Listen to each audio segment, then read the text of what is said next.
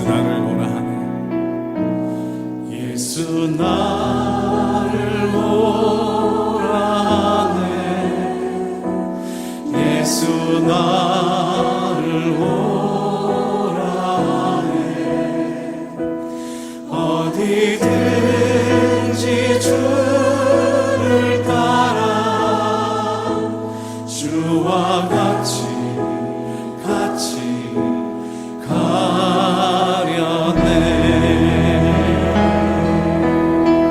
겟세마네 동산까지 겟세마네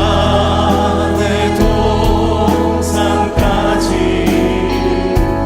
주와 함께 가려 하네. 땀 흘린 동산까지 주와 함께 가려네. 주 인도하심 따라 주의 인도하심 따라 주의 인도하심 따라 어디든지 주를 따라 주와 같이 가려네.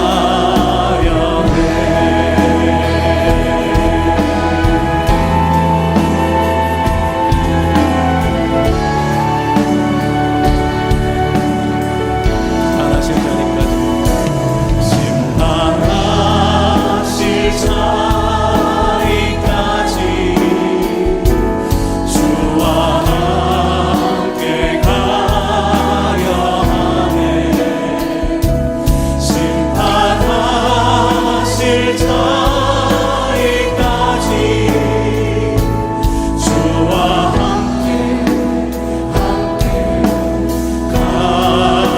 가려네. 주의 인도하심 따라 주의 인도하심 따라 주의 인도하심 따라 어디든지 주를 따라 주와 같이 가려네.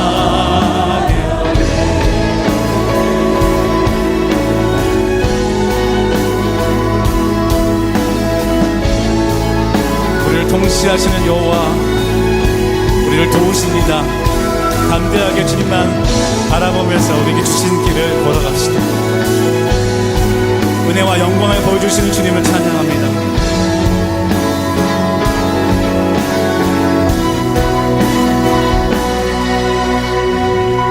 눈을 들어 산을 보아라. 눈을 들어 산을 보아라. 너의 도움 어디서 오나. 천지 지으신 너를 만드신 여호와께로. 눈을 들어 산을 보아라. 눈을 들어 산을 보아라. 너의 도움 어디서 오나. 천지 지으신 너를 만드신 여호와께로다.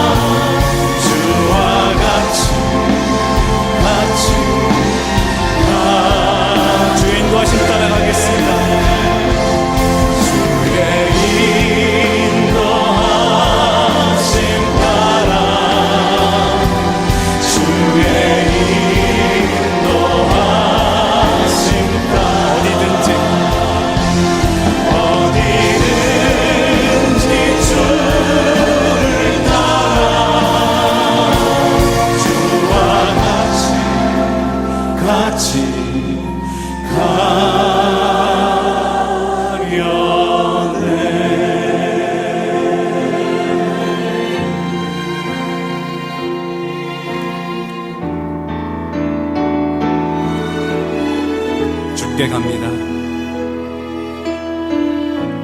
주께 가오니 날 새롭게 하시고 주의 은혜를 부어주소서.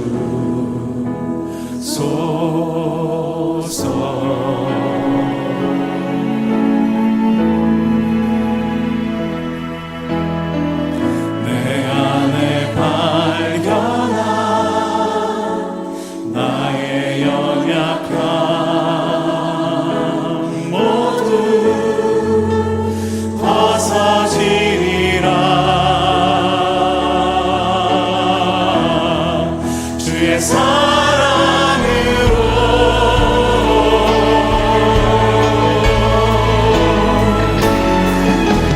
주 사랑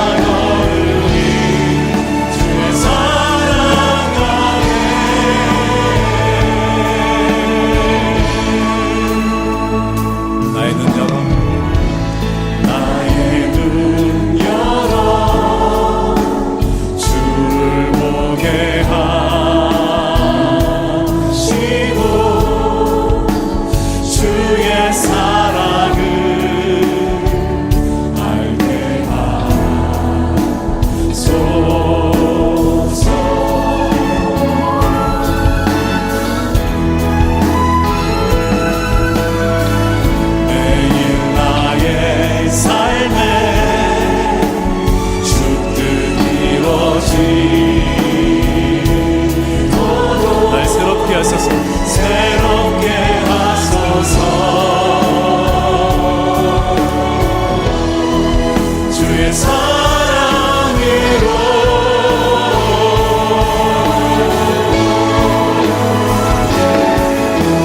주 사랑 나를 붙드시고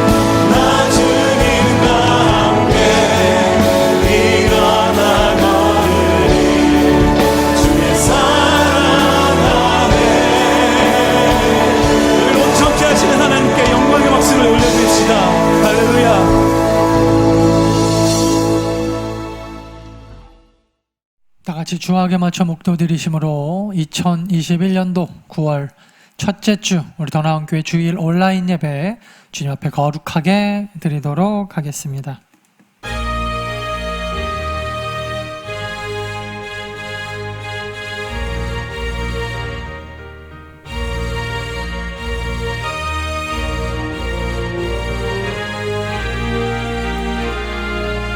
너희는 여호와의 선하심을 맛보아 알지어다. 그에게 피하는 자는 복이 있도다. 너희 성도들아 여호와를 경외하라. 그를 경외하는 자에게는 부족함이 없도다. 젊은 사자는 궁핍하여 줄일지라도 여호와를 찾는 자는 모든 좋은 것에 부족함이 없으리로다. 아멘. 신앙 고백하겠습니다. 나는 전능하신 아버지 하나님 천지의 창조주를 믿습니다. 나는 그의 유일하신 아들 우리 주 예수 그리스도를 믿습니다.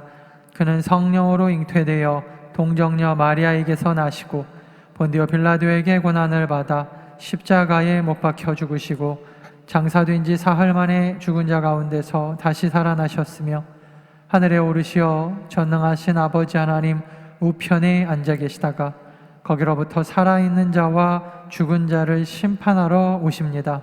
나는 성령을 믿으며 거룩한 공교회와 성도의 교제와 죄를 용서받는 것과 몸의 부활과 영생을 믿습니다. 아멘.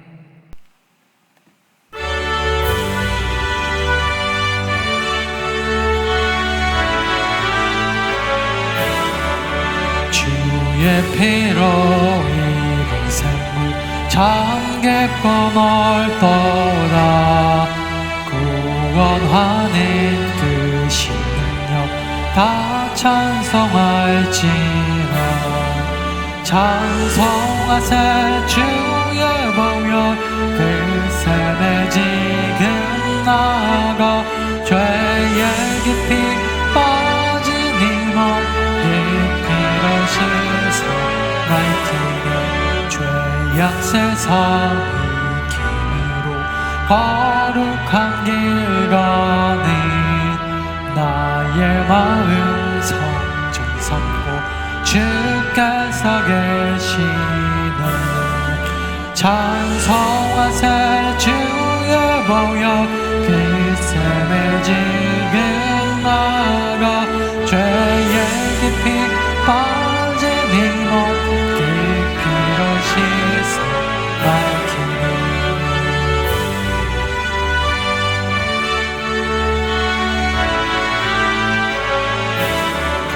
주 예수를 기피하는 놀라운 계획에 하늘나라 즐거움이 매일 새롭도다.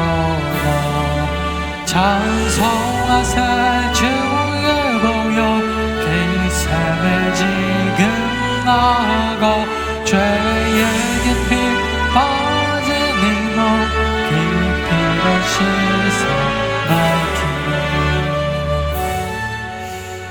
우리 다 같이 함께 기도할 때 우리 예배를 위해서 한번 기도하고 우리 더 나은 교회 성도들 위해서 함께 중보하면서 아픈 성도 없도록 이번 한 주도 또 주 안에서 우리 승리하는 삶 다 살아갈 수 있도록 영육 간의 강건함도 주시고 또 이 땅을 살아가면서 우리가 복음의 전달자로 살아가는데 꼭 필요한 물질의 축복 또 이 땅에서 또 기도의 응답의 축복 주여 허락하여 주시옵소서.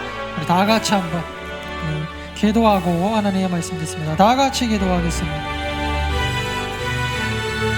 사랑하신 주님, 오늘도 우리에게 비록 온라인 예배지만 주님 앞에 예배할 수 있는 마음과 또 아버지 하나님의 말씀을 듣고 또 깨닫게 하시고 성령의 지혜 주실 것 감사합니다.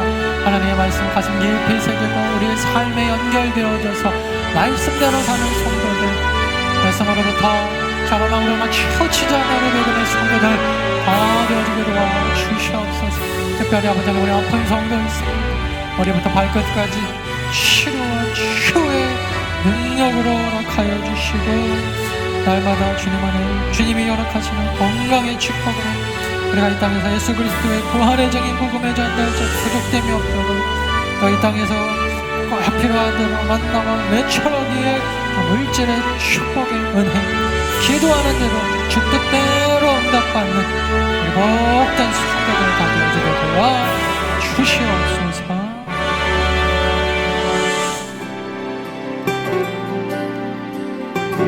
오늘 우리에게 주신 살아계신 하나님 말씀은 사사기 14장 1절에서 20절까지의 말씀 중에 1절에서 4절까지의 말씀을 봉독해 드리도록 하겠습니다.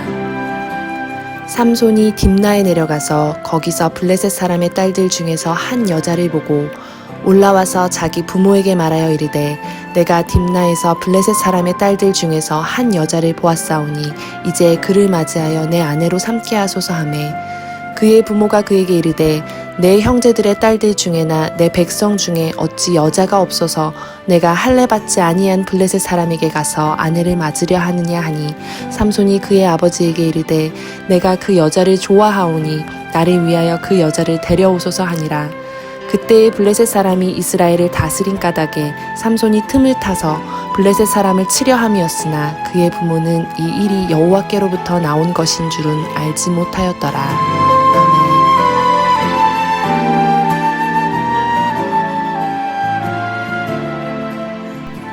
주 안에 사랑하는 여러분, 오늘 말씀의 제목은 죄의 틈 속에서도 피어나는 하나님의 구원의 역사입니다. 하나님의 구원의 역사는요, 죄의 틈 속에서도 피어납니다. 오늘 본문의 주인공은 교회를 다니지 않는 사람들이라도 누구나 다 알고 있는 바로 그분, 사사 삼손에 관한 이야기입니다. 대부분 많은 사람들이 이 삼손이라고 하면요, 가장 먼저 떠오르는 게 바로 그 긴 머리, 그 긴 머리카락에서 나오는 어마어마한 힘.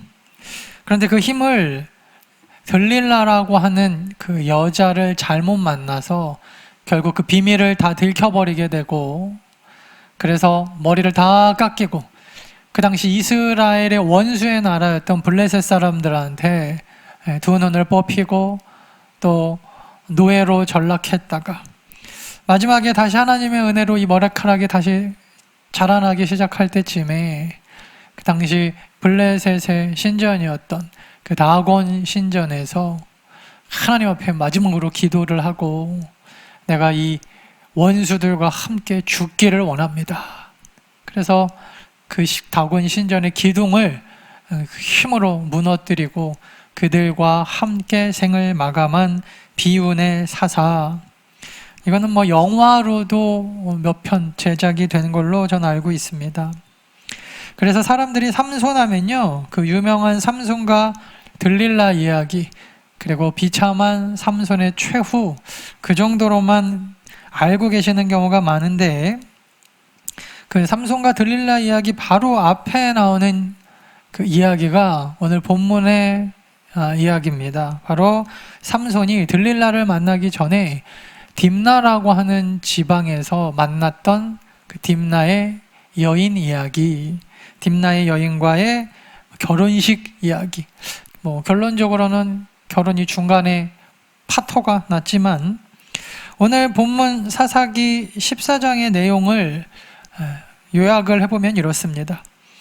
하나님께 이 특별하게 구별을 받아서, 하나님께서 특별히 구별하셔가지고 나실인으로 태어나게 하신 이 사사 삼손이요, 당시 딥나라고 하는 지방에 갔다가 너무나 아름답고 자기의 마음에 쏙 드는 여인을 만나는데, 그 여자는 이스라엘 사람이 아니라 이방 여자, 블레셋 여인이었습니다.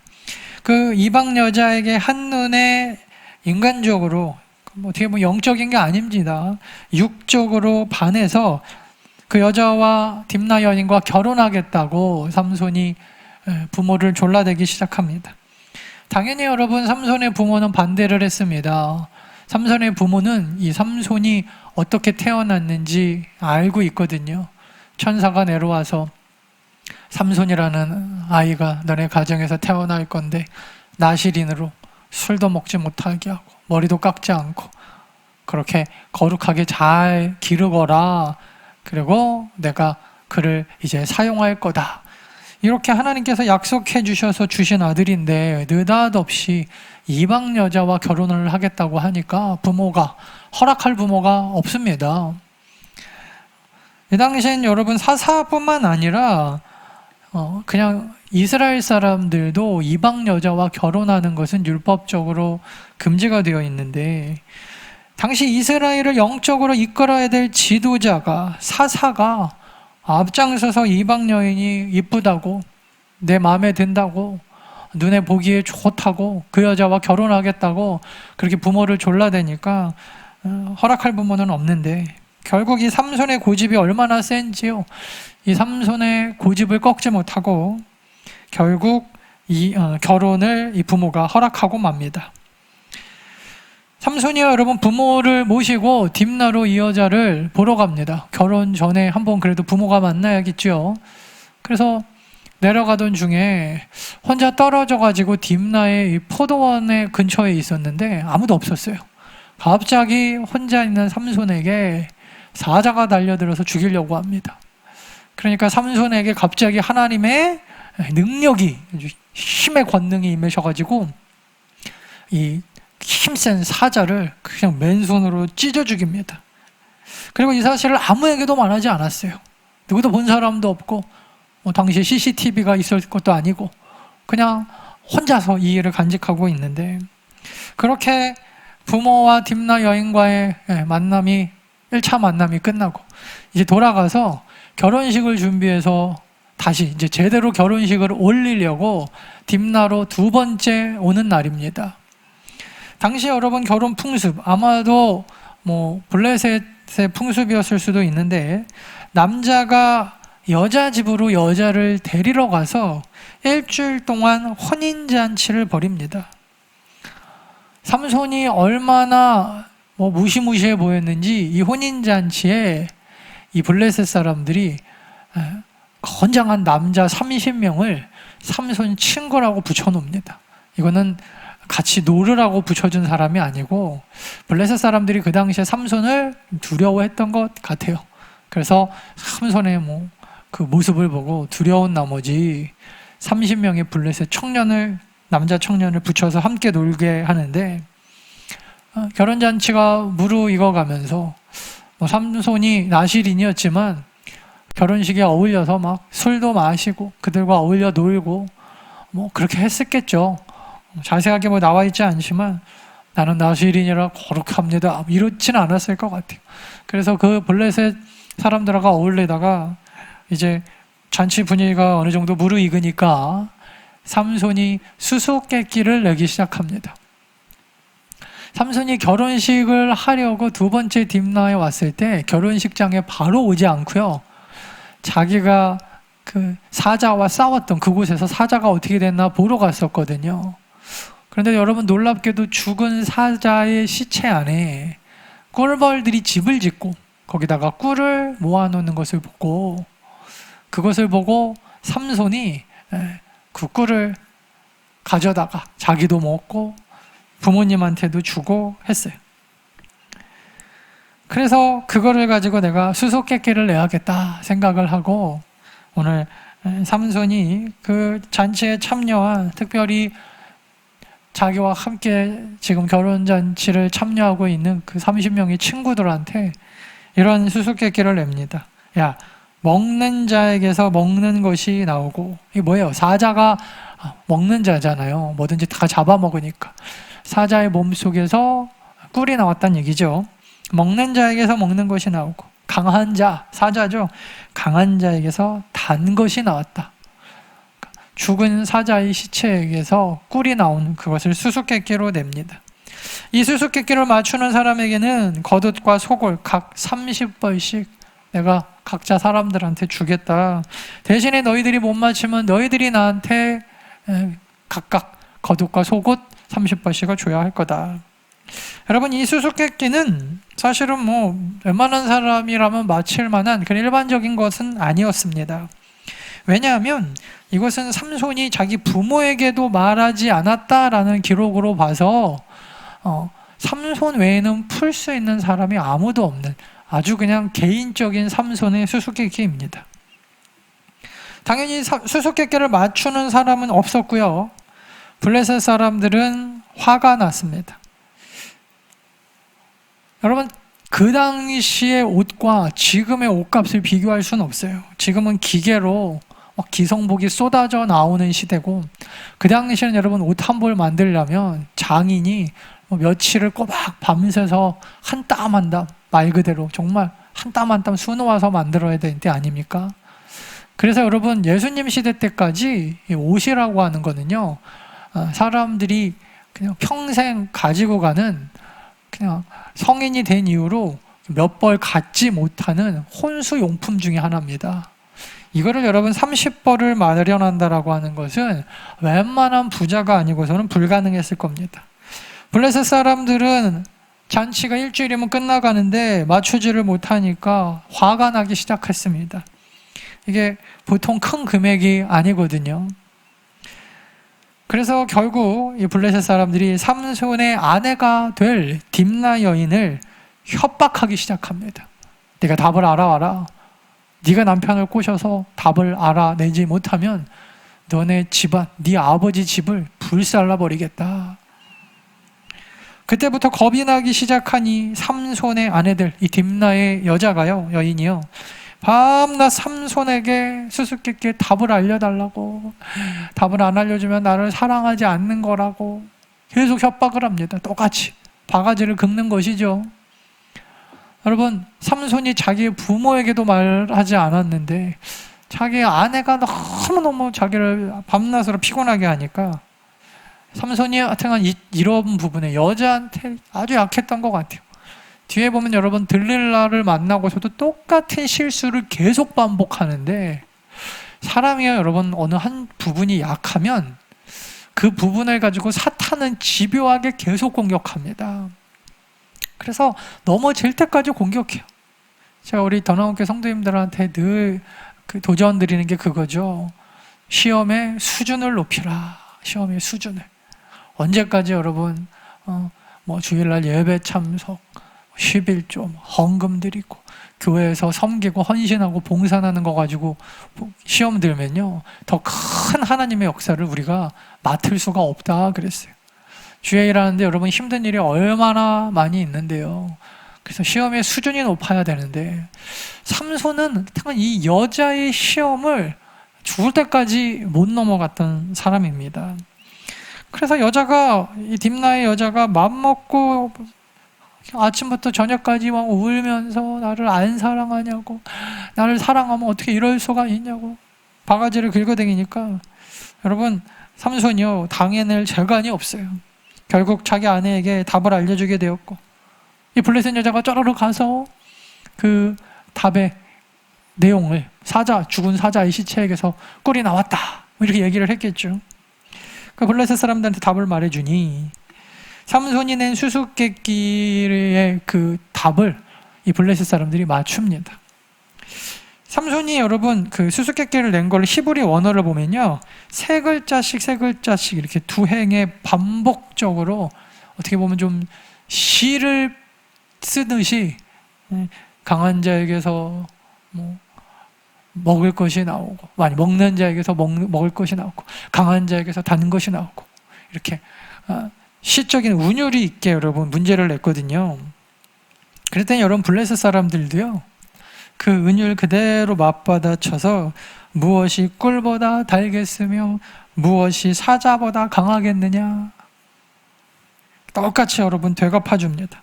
한마디로 여러분 여기서 말하는 꿀은 삼손의 신혼생활을 말하는 것일 거고, 여기서 말하는 사자는요 어쩌면 사자보다 강한, 사자만큼 강한 삼손을 의미하는 걸 텐데, 그러니까 즉 여러분 이게 그 원어적 의미를 보면요, 블레셋 사람들이 내가 맞췄지롱 이러면서 삼손을 조롱하는 듯한, 삼손의 결혼 생활과 신혼 생활과 또 삼손처럼 삼손을 강한 사자에 비유해서 아주 그냥 조롱하는 듯한 말투로 무엇이 꿀보다 달겠으며 무엇이 사자보다 강하겠느냐, 이렇게 수수께끼를 풀어냅니다.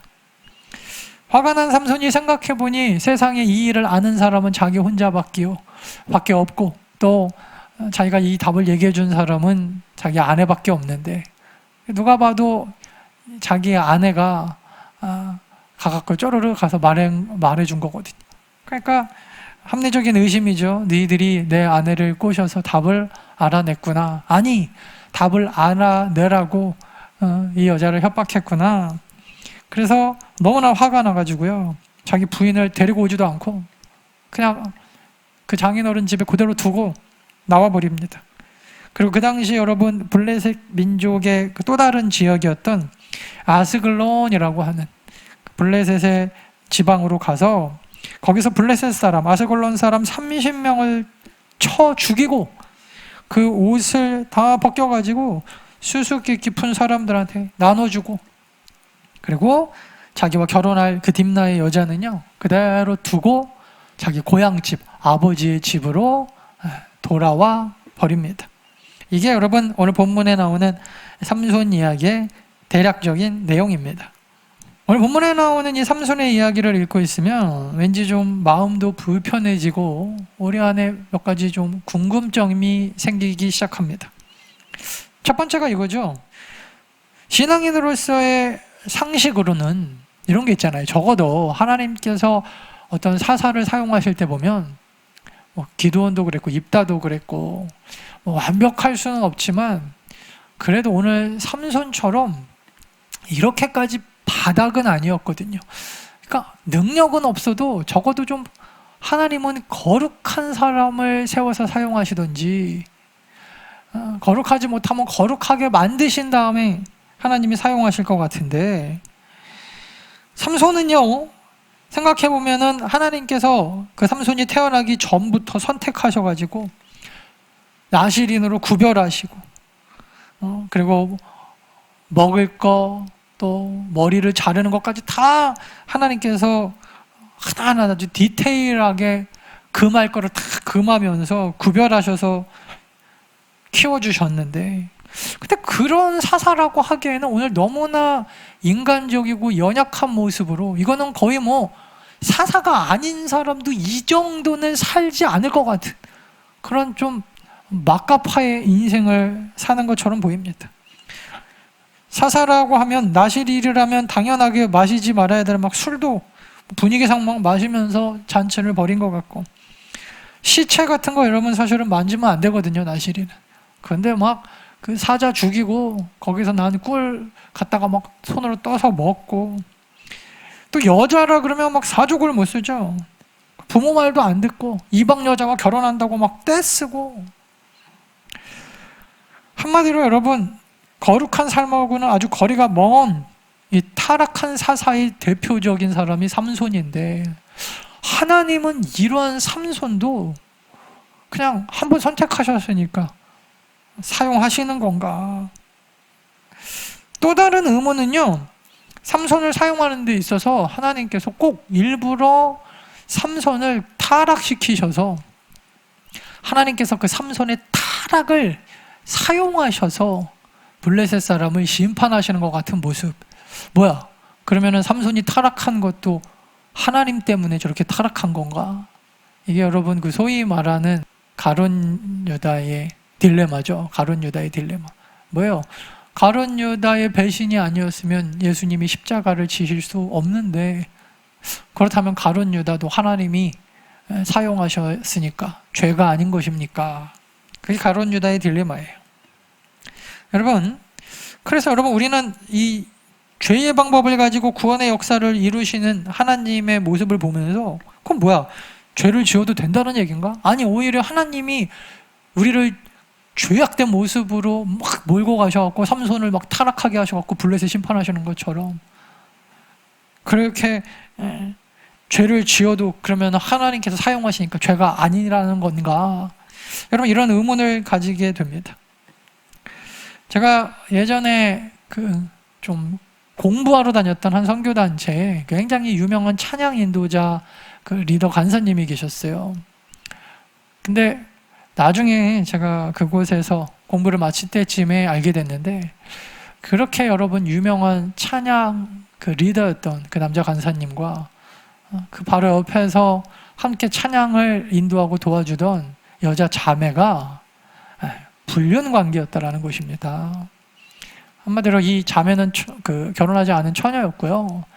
이 찬양 인도자 이분은 결혼하신 분인데 결국 이 둘의 불륜이 굉장히 오랫동안 지속이 된 걸 아무도 몰랐다라는 거예요. 선교단체도 모르고 가정에서도 모르고 둘밖에 모르는 굉장히 오랜 시간 동안의 비밀이었다라는 것입니다. 제가 그때 찬양 인도하시던 리더 간사님의 그 찬양 인도에 굉장히 제가 은혜를 많이 받은 사람 중에 하나거든요.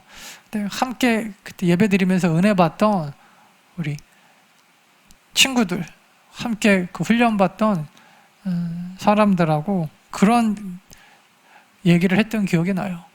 우리는 그렇다면 우리가 드렸던 예배는 하나님께서 이 예배를 받아주셨을까? 그리고 그 오랜 기간 동안 불륜 관계에 있었던, 그래서 하나님 앞에 예배 인도하는 모습과 또 무대 뒤에서의 모습이 완벽하게 다른 이 사람의 예배 인도는 하나님이 기뻐 받으시는 예배였을까? 막 여러 가지 의문이 들더라고요. 도대체 그 사람의 진짜 모습은 무엇일까? 불륜하면서 죄를 저질렀던 모습이 진짜인가?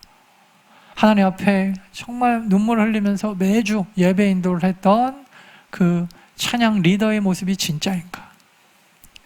제가 내린 결론은 둘 다 그 사람이다 라는 거예요. 둘 다. 어떤 모습이 진짜인가? 찬양 인도하며 많은 사람들에게 은혜를 끼치는 모습? 아니면 불륜하면서 사람들을 속이고 앞에서는 거룩한 척 뒤에 가서는 이 여자 저 여자 그 타락한 타락한 죄인의 모습으로 살아가는 모습? 그동안 내가 받았던 은혜는 진짜인가 가짜인가 헷갈리더라고요. 여러분, 인간은 어쩌면요 불륜을 저지르면서도 사람들을 속일 수는 있지만 그러면서도 하나님께 함께 예배할 수 있는 존재가 아닐까. 저는 그럴 수 있다고 생각해요. 물론 하나님께서 그 위선적인 예배를 다 받아두셨는지는 모를 일이지만 이런 건 있었을 것 같아요.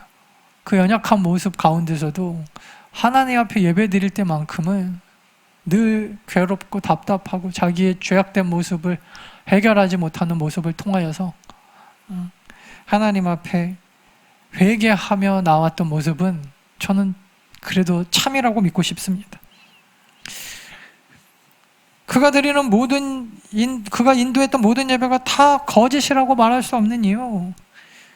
그렇게 따지면요, 여러분, 불륜만 죄가 될 수는 없죠. 예배 시간에 여러분 지각하고, 그 죄잖아요.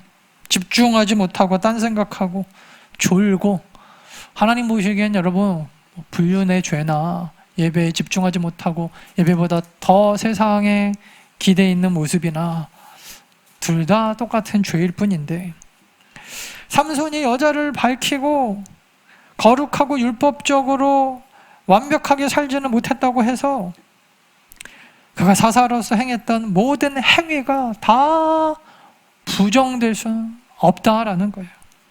기드온도 입다도 여러분 우리가 사사기를 읽으면서 하나같이 보는 게 뭐예요?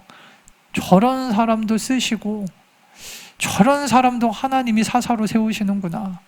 그리고 저렇게 대단한 사람도 다 끝은 좋지 못하였구나. 다 완벽했던 것은 아니라는 것입니다. 죄의 종류와 죄의 어떻게 보면은 세상적으로 더 심한 죄, 덜 심한 죄가 있을 뿐 사람은 죄로부터 자유로울 수 있는 존재는 아니라는 것입니다. 그러므로 여러분 우리 성도들이요 버려야 될 가장 나쁜 그 습관 중에 하나가 뭐냐면요, 하여튼 사람을요 좋은 사람, 나쁜 사람 딱 이분법적으로 구별하려고 하는 마음입니다. 저 사람 좋은 사람이야, 저 사람 나쁜 사람이야, 딱 이분법적으로.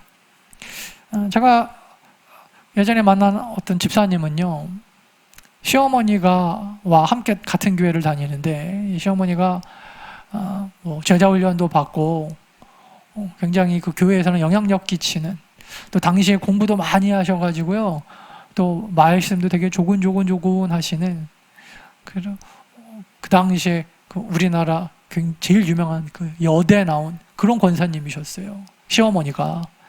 며느리가 처음에 시어머니를 봤었을 때 너무 인자하고 성품도 바르고 말씀도 조용조용, 얼마나 교양이 있는지. 근데 이분이 그때 팀 모임하면서 쉐어링을 하면서 저희 팀 소속이셨는데 기도 제목 나누면서 그런 얘기를 하시는 거예요. 자기가 가장 마음에 무거운 짐 중에 하나가 시어머니와의 관계인데, 시어머니하고 함께 살았거든요. 함께 교회를 다니고. 시어머니가 자기를 이렇게 티는 안 내시려고 하는데, 시어머니도 모르게 그 며느리를 무시하는 듯한 그 말투와 태도. 이 며느리는 시어머니에 비해서는 학벌이 좋은 분은 아니셨거든요.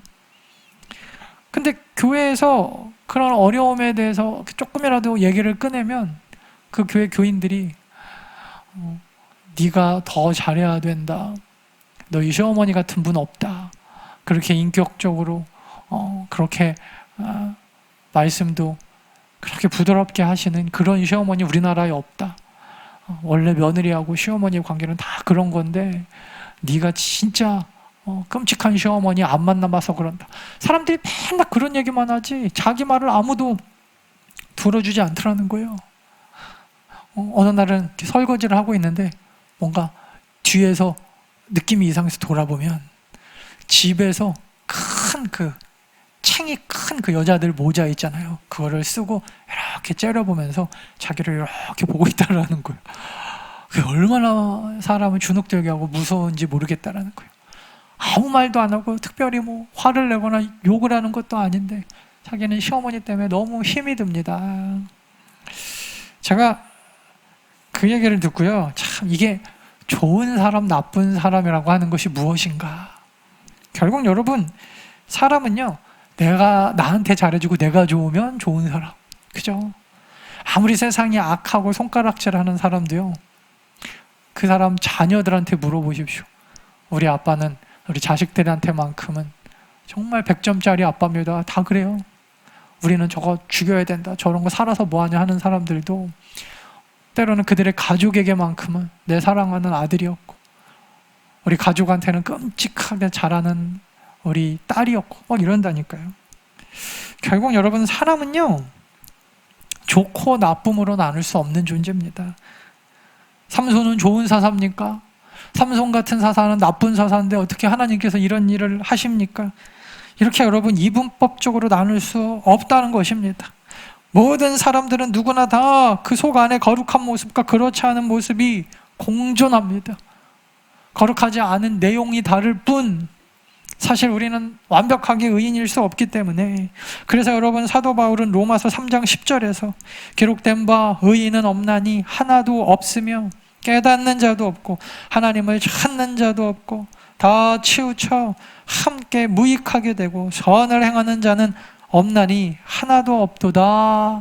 그렇게 얘기하셨어요. 한마디로 여러분, 인간들은요, 자기 스스로를 거룩하게 할 수 없는 존재라는 것입니다.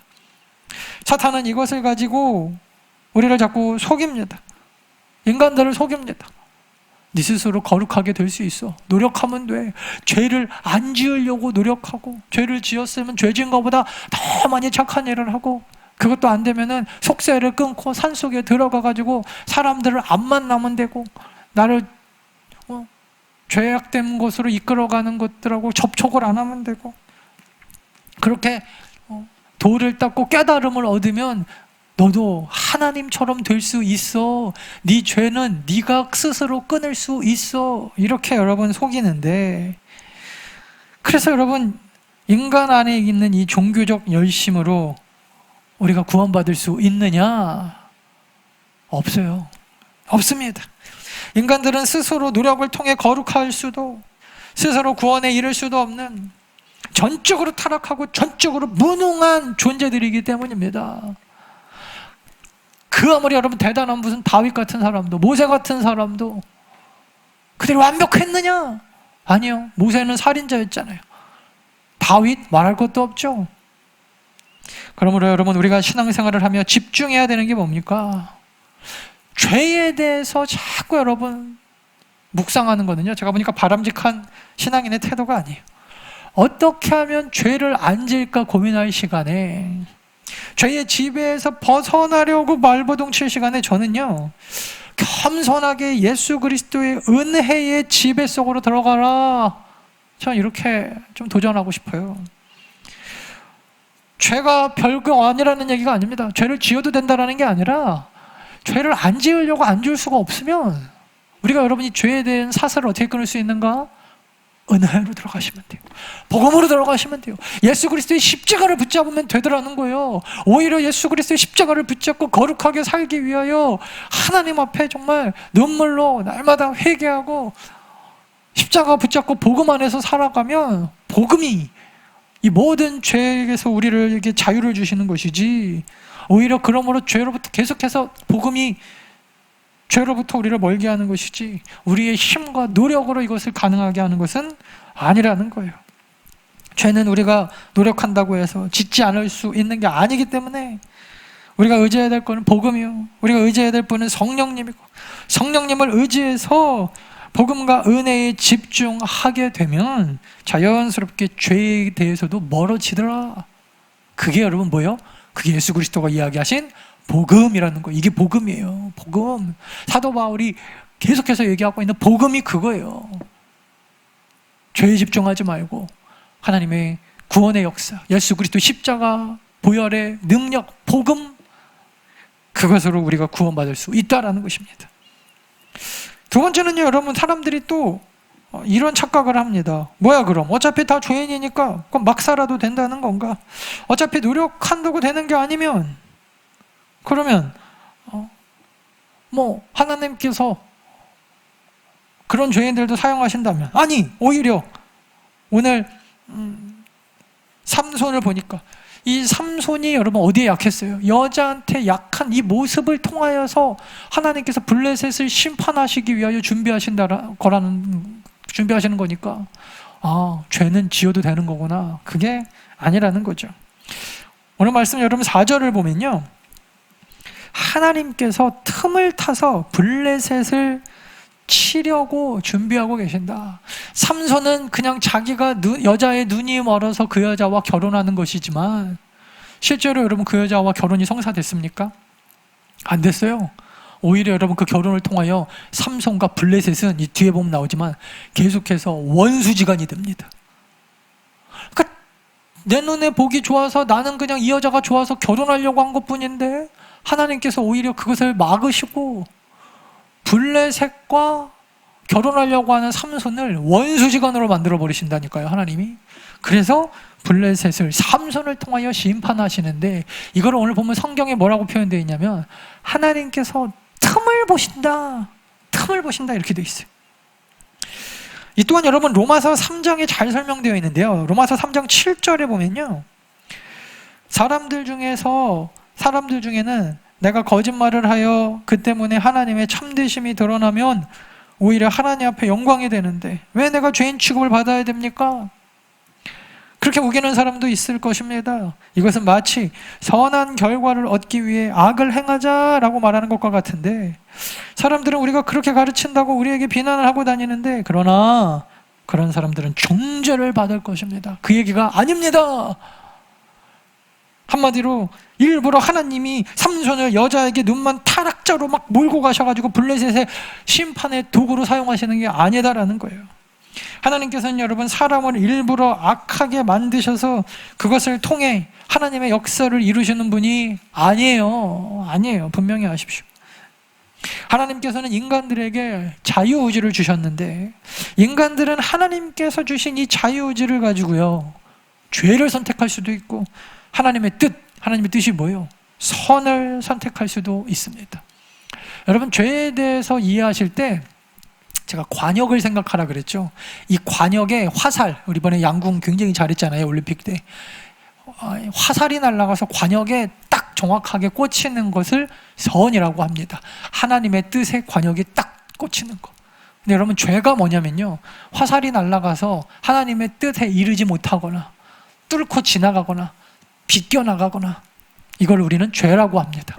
그러니까 죄는요, 사람이 세운 무슨 어떤 그 율법이 아니에요. 국회의원들이 세우는 법률을 어긋나는 게 죄가 아니고, 성경적인 죄는 하나님의 뜻을 분별하여 하나님의 뜻에 정확하게 내가 탁 꽂히는 것이 의이고 선이고, 그 이외에는 다 악이 되는 거예요.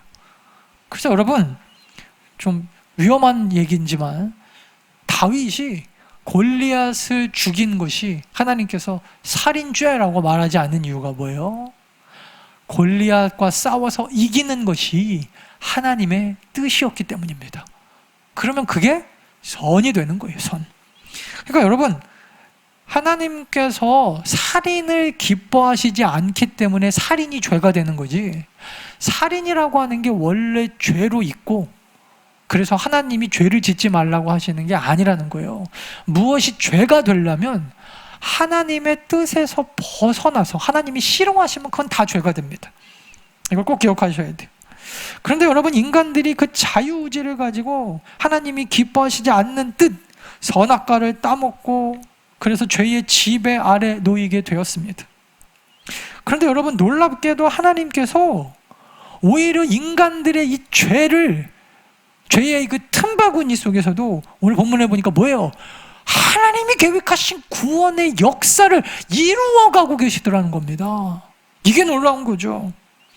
그냥 하나님께서 인간들을 악하게 만드셔가지고 구원을 이루신다가 아니고요, 인간은 인간대로 그냥 하나님이 자유의지를 통해서 내버려 두시면 악한 길로 갈 수밖에 없는 연약한 존재인데, 그 죄의 틈바구니 속에서도 하나님은 놀랍게도 그 틈을 보셔서 구원의 역사를 이루어 가시는 분이시다. 그게 여러분 핵심입니다.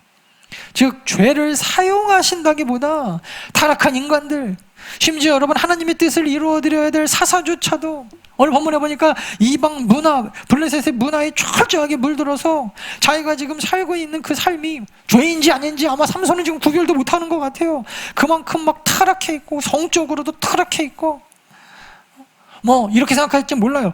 야, 그래서 내가 저 사람보단 낫지 않냐, 상대적으로 그렇게 여러분 삼손도 야, 내가 쟤보단 낫지 않냐, 그렇게 여러분 믿었을지 몰라도, 그래서 여러분 하나님께서는 그런 아주 그냥 타락한 죄로 완벽하게 덮여있는 선이라고는 눈을 뜨고 찾아볼래도 찾아볼 수 없는 철저하게 죄로 덮여버린 그 죄악된 사사조차도 그냥 죄로 완벽하게 그냥 철저하게 무너져 있는 그러한 상황 가운데서도, 그 죄의 틈바구니 속에서도 구원의 역사, 공의의 하나님의 심판의 역사를 이루어 가고 계신다라는 거예요. 구원의 역사의 꽃이 죄의 틈 가운데서 피어나 이스라엘을 은혜로 인도하고, 더 나은 교회 성도들을 오늘도 죄악된 이 세상 가운데서도, 그 죄의 틈 가운데서도 꽃이 피어나 우리를 은혜의 길로 인도하고 계신다라는 것입니다.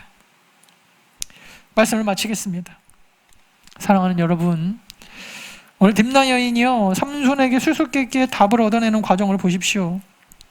마치 우리 성도들이 자신만만해서 세상에 나가 살면서 조금씩 이 세상이라는 파도가 그냥 우리가 타고 있는 배를 조금씩 덮쳐서 결국에는 완벽하게 전복되는 그 배의 모습, 그게 오늘 삼손의 모습 아닙니까? 우리도 마찬가지죠. 자신만만해요. 아직까지 힘이 있습니다. 긴 머리카락, 하나님의 약속도 있고, 아무리 죄를 지어도 하나님을 그냥 내어버려 두시는 것 같습니다. 그런데 여러분, 딥나 여인 보세요. 조금씩 아침부터 저녁까지 그냥 넘어갈 때까지 그냥 바가지를 긁고 또 긁고, 울었다가 웃었다가 애교를 부렸다가, 삼손을 그냥 들었다 놨다. 그죠?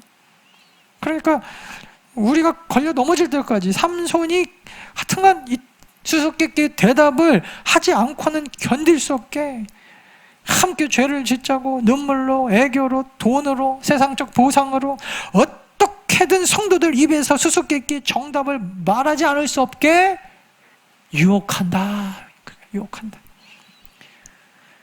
스스로를 삼손같이 강하다고 자만하지 마십시오. 힘이 세면 뭐합니까? 여자 앞에는 그 힘, 자랑이나 할 줄 알지 써먹을 때 하나도 없죠. 삼손보다 더 강한 것이 딥나 여인의 유혹이었다는 것을 우리는 절대 잊어버리면 안 돼요.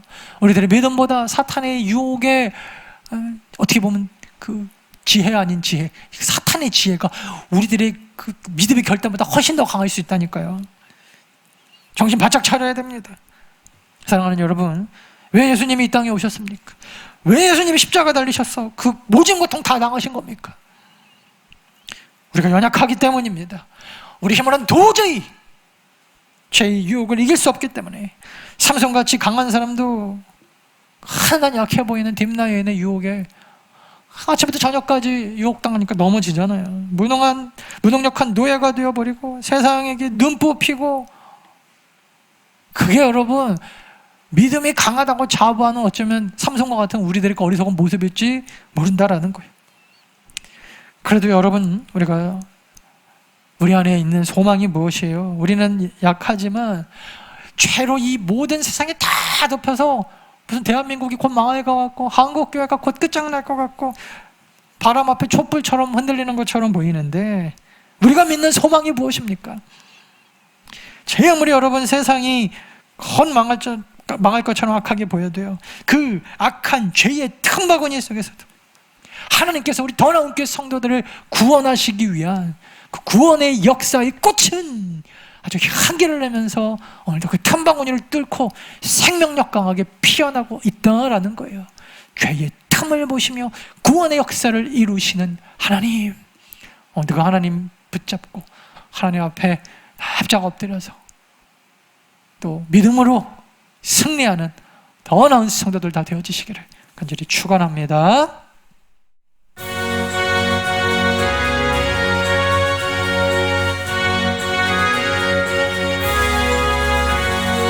나의 죄를 씻기는 예수의 피밖에 없네. 나 시정케 하기도 예수의 피밖에 없네. 예수의 흘린 피 날 희게 하오니 귀하고 귀하다. 예수의 피밖에 없네. 나를 정케 하기도 예수의 피밖에 없네. 사죄하는 증거도 예수의 피밖에 없네. 예수의 흘린 피 날 희게 하오니 귀하고 귀하다. 예수의 피밖에 없네. 나의 죄 속하기는 예수의 피밖에 없네.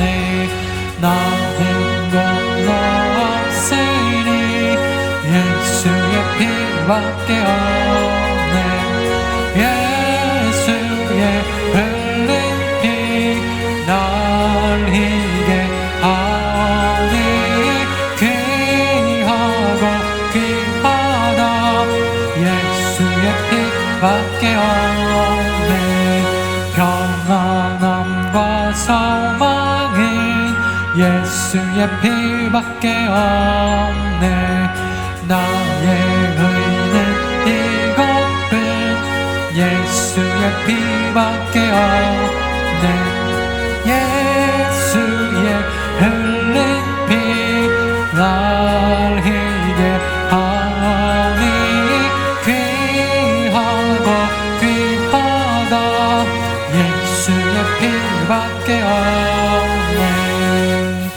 우리 말씀 생각하시면서 함께 기도할 때 여러분, 하나님 앞에 자랑할 것은 우리들의 어떠한 그런 의가 아닙니다. 주님, 내가 의롭고 내가 선하고 내가 거룩합니다가 아니고 오늘도 납작 엎드려서 오직 예수의 피 외에는 나를 구원할 자가 없고, 우리는 생각해보면 여러분 삼손보다 더 악한 자요. 세상에 누구 손가락질 할 것 없이 저 사람 나쁜 사람입니다, 저 사람은 어떤 사람입니다 평가할 수 없는 똑같은 죄인들인데 오직 우리가 의지할 건 예수 그리스도의 피밖에 없다는 기억하고, 여러분 죄로부터 멀어질 수 있는 거는요, 죄를 안 지려고 노력하는 게 아니라 예수 그리스도의 보혈의 능력 앞에 납작 엎드려 성령의 능력으로 살아가는 것이라는 걸 기억하고, 주여 우리 가운데 오늘도 성령의 충만한 능력, 예수 그리스도의 피의 복음의 능력으로 우리를 덮어달라고, 그렇게 승리하는 한 주 되게 해달라고 같이 한번 우리 동성으로 기도합니다. 나같이 기도하겠습니다. 사랑해 주님 감사합니다. 오늘 삼성 이야기를 통하면서 우리가 더 겸손해지기 원합니다. 좋은 사사, 나쁜 사사, 좋은 성도, 나쁜 성도, 저 사람은 좋은 사람이고 저 사람은 악한 사람이고, 우리가 평가하고, 우리가 하나님도 아니고 우리가 무엇이길래 누군가를 평가하고 판단한단 말입니까? 아버지, 오늘도 우리가 붙잡을 것은 예수 그리스도의 피의 능력, 보혈의 능력, 복음밖에 없음을 기억하게 하여 주시고, 우리 믿음의 성도들 겸손하게 낮아지기 원합니다. 겸손하게 낮아져서 하나님의 뜻을 구하는 우리 성도들 되게 도와주시고, 겸손하게 낮아져서 한 주간도 예수 그리스도의 피 힘입어서 살아가는 하나님께서 쓰시기에 더 나은 성도들 이번 한 주도 다 되어지도록 복음의 복음, 성령의 충만한 능력 받아여 주시옵소서. 살아계신 주님, 우리가 무엇이간데 누군가를 평가하고 판단하고 좋은 사람인가 나쁜 사람인가 함부로 이야기할 수 있겠습니까? 오늘 삼손이라고 하는 사사는 하나님 앞에 귀하게 쓰임받은 사람이었지만 그의 연약함을 봅니다. 이 시대 우리 성도들 삼손처럼 어리석게 살다가 결국에는 세상에 눈이 다 뽑히고 머리카락 다 잘리고 하나님께서 우리에게 주신 능력 다 잊어버리고 비참하게 또 생을 마감하는 그런 어리석은 성도들 다 되지 않게 도와주시고, 그 악한 세상의 죄악의 탐바구니에서도 하나님께서 우리를 구원하시는 공의의 하나님의 구원의 역사의 꽃은 피어난다는 것을 반드시 기억하고 소망을 가지고 살아가는, 하나님 앞에 겸손하게 내어 맡기고, 오직 오늘도 우리가 붙들어야 될 것은 예수 그리스도 복음의 능력, 십자가 보혈의 능력 외에는 아무것도 없음을 반드시 기억하고 겸손한 모습으로 주님 앞에 납작 엎드려 회개하며 나아가는 우리 믿음의 성도들 다 되어지게 도와 주시옵소서. 지금은 우리 주 예수 그리스도의 은혜와 하나님 아버지의 무한하신 사랑과 성령의 감화, 감동, 충만 교통하심이 성도들 머리 위에와 앞길 위에 각 가정들과 일하시는 직장과 사업터와 이 나라와 이 민족, 정치하시는 위정자들과 북한 땅과 세계 각지에서 선교하시는 선교사님들 그 사역들을 위해 이제부터 영원토록 함께 있을지어다. 아멘.